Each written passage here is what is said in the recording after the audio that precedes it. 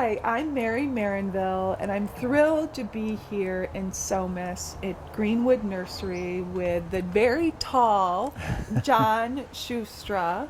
And John, you and I met a little over, or maybe a little less than a year ago, because you were going to be a new farm Right. location on Yeah, and you Ventura came County out. Farm Day, and I came out.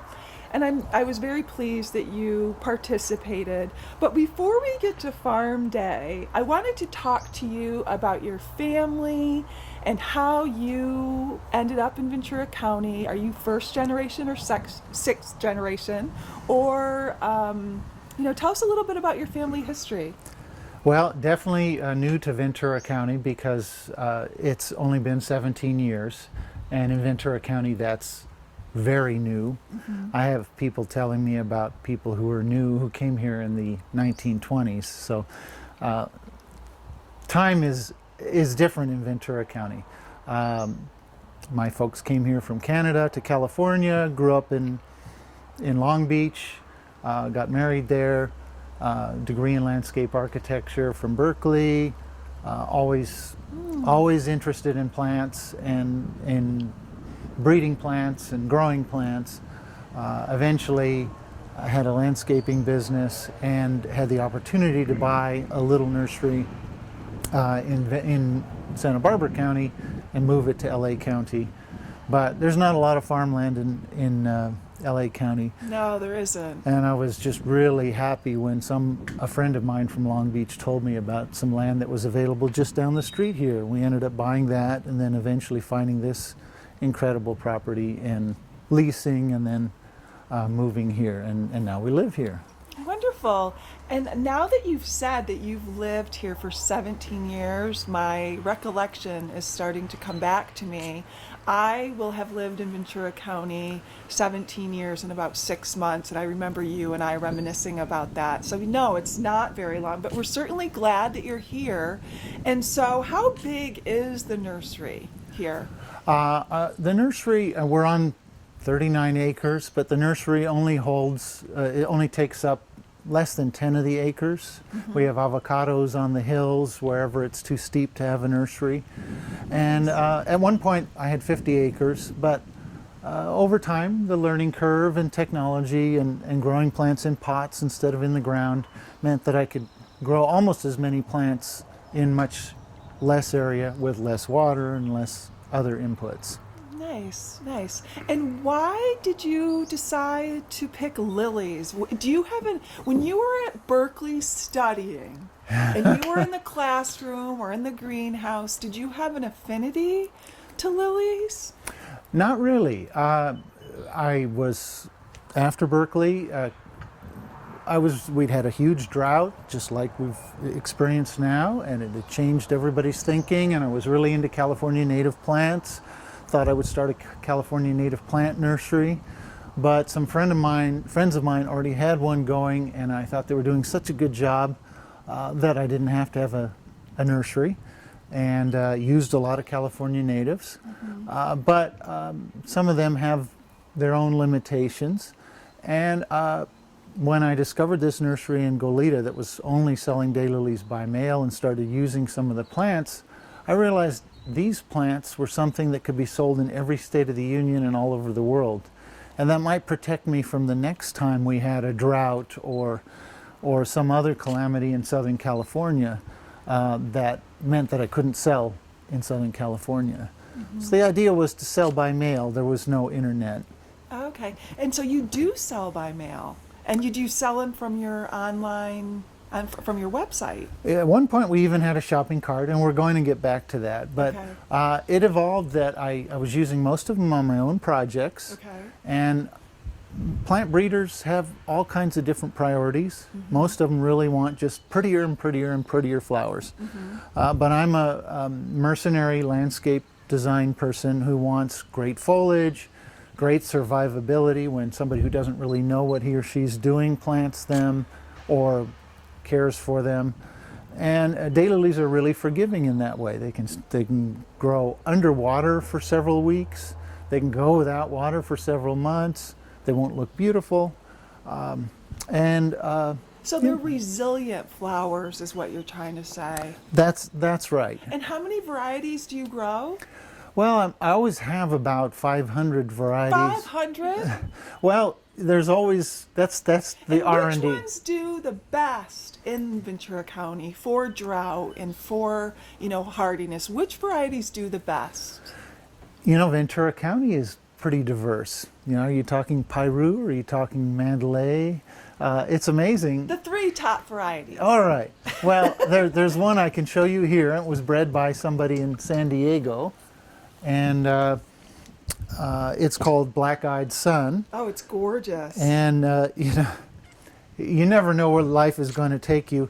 You look at the two Black-Eyed Sun because it's got this beautiful red. Right. And it's bright yellow. Yeah, so it's really, could it be Trojan red and old gold? Yeah. Maybe. And it's planted on a mile of frontage along USC. Okay. That was not a niche I ever thought That I'd be wasn't going an to. accident. Good Well, idea. it was a landscape architect that was looking for Okay. those colors. And is this the one that's edible? It's one of the ones, most of them are edible. It's delicious. It really is. It has more nutrition than okra, and I would say it tastes better than okra, but I would agree with you. It's Okay. much more beautiful than okra. yeah. And in Asian culture, they use the dried golden petals. They call them golden needles because they roll up and use them in soup. Okay. It's supposed to clarify your thinking. Are irises related to the beautiful orchids? I notice when I see an iris, it kind of reminds me of an orchid. Are Well, they related at all? they're not, but you can see when you get into the botany, they say orchids are the only more complex flower than an iris. So irises are pretty complex, much more complex than a daylily. A daylily here's the petal, here's the sepal, this is the pollen, and this is where the pollen goes. That's real easy to see. How about here? No idea. It took me a year and a half of growing irises before I knew where all the parts were. Okay. Yeah, that one is a little bit more confusing, a little bit more hidden. Okay. So, did you answer the question about the top 3 varieties? No, I didn't. So the top one of the top ones is this Black-Eyed Sun. Okay. And I also would say Bitsy here. That was bred in Texas a long time ago, and it's used all over the country. Bitsy Daylily, okay. Right. And really, the top sellers are all Are these 2? daylilies. Are all daylilies. We're selling more and more irises because they're so drought tolerant. Okay. And I know, and earlier when I was listening to you talk, you said that this is in bloom 240 days a year. Yeah. That automatically, I do garden, and I mostly plant a lot of succulents because they're drought tolerant and they don't need a lot of help. But this made me immediately want to get one of these because 240 days a year, that's a lot. It is a lot, and succulents are a great choice for Southern California, but you can find plantings of daylilies at the Huntington Library, for example, that were put down 50 years ago and nobody's done anything to them since. The succulents Did you say 150 years ago? Oh, 50, 50. Oh, sorry, 50 years ago. Yeah, Okay. and succulents, you can see that over time you do really need to do something to them to keep them looking the way you want them to look. Okay. No, these are gorgeous. And is the nursery open to the public? It is. We're really 99% wholesale, but during the bloom season, so April through June, we're open every Saturday, 9 to 4:30. And so if someone wanted to come, they could? On that Saturday. On that Saturday. Okay. Yeah, and really, it's a beautiful place to come, and so we've gotten more and more people coming as bus tours. Oh, really? Yeah, where they'll Nice. have we have a demonstration garden up at the top of the hill. They'll have lunch up there, get a little talk about daylilies or geraniums or irises. So if you want to come on Saturday. Also, you book bus tours, and then you can go up into the demonstration garden. And then I also remembered you talking about, so you are going to a show this weekend. How many shows do you go to a year? Not too many, probably about 5 or so. A big one for us is not really a show, but it's the Huntington Plant Sale, which was this past weekend. And then, believe it or not, South Coast Plaza hosts the biggest garden show west of the Rockies, and that's where we'll be for the next 4 days. And tens of thousands of people come, and part of it is selling plants, of course, but part of it is seeing all our other friends in the plant community who are always too busy to see each other. Nice. And then also having people say, hey, can we come out there? Mm-hmm. Do you have any Daylily jokes?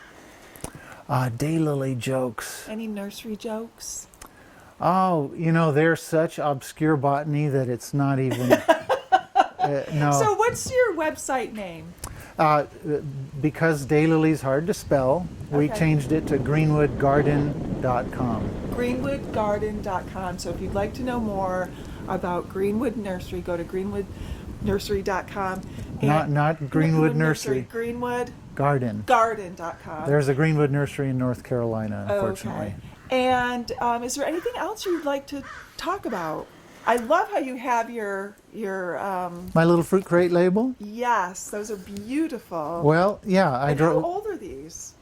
Well, this not many fruit crate labels have a website on them. It's not that old. Right. I had one artist do the flowers, another artist did the hillside, and another graphic artist did the rest.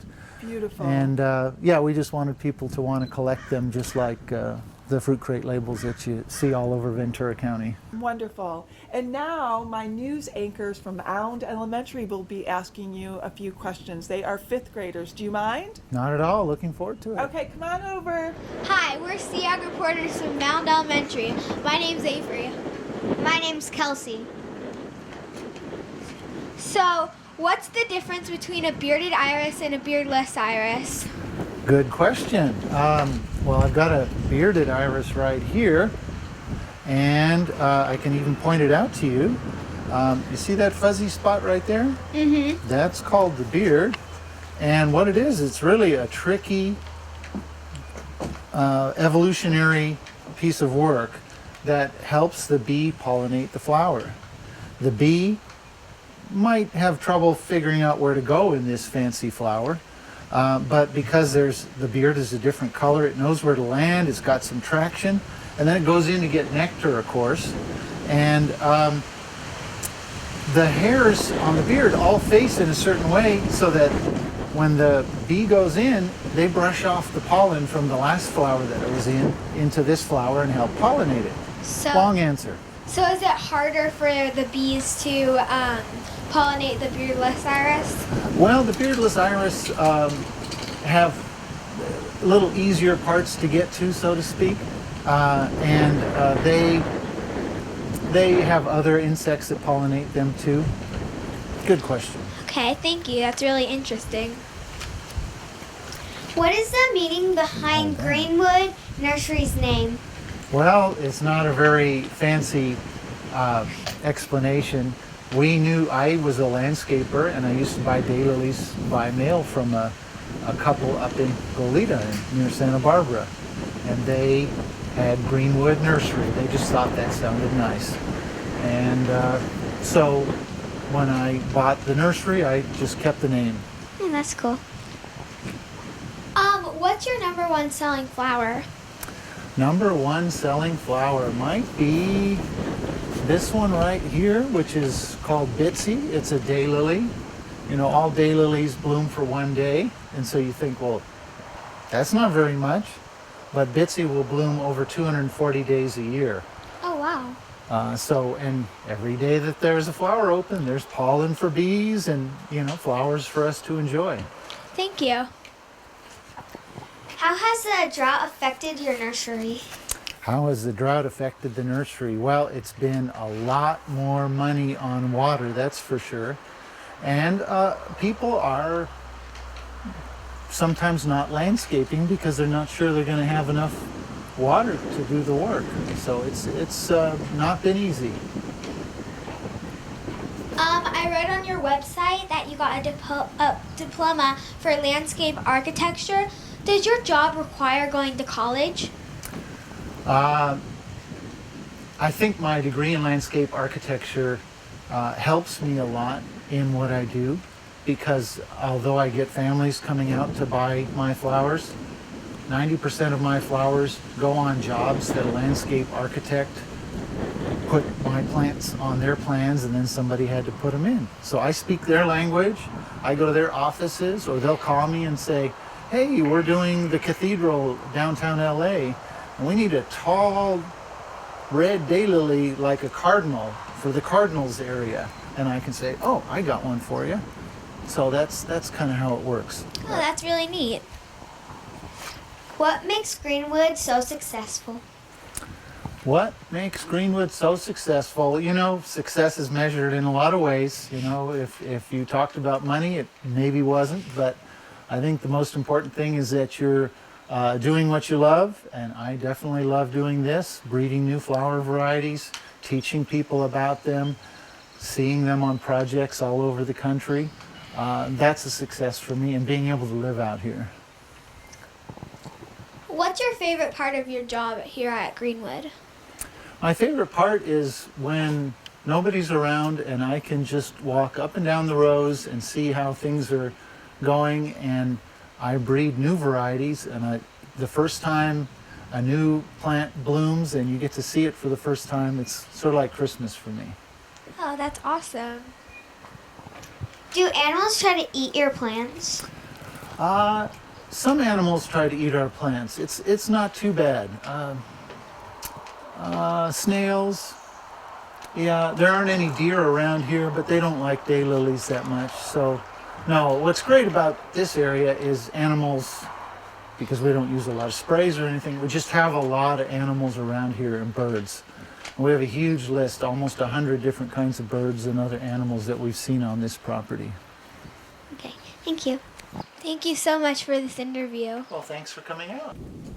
Well, thank you, John. And again, it's greenwoodgarden.com if you want more information, and if you want to come out here and meet John yourself on a Saturday. But do they have to call and make an appointment? Those Saturdays, April through June, Okay. 9:30 till 4. Love to see you here. Wonderful.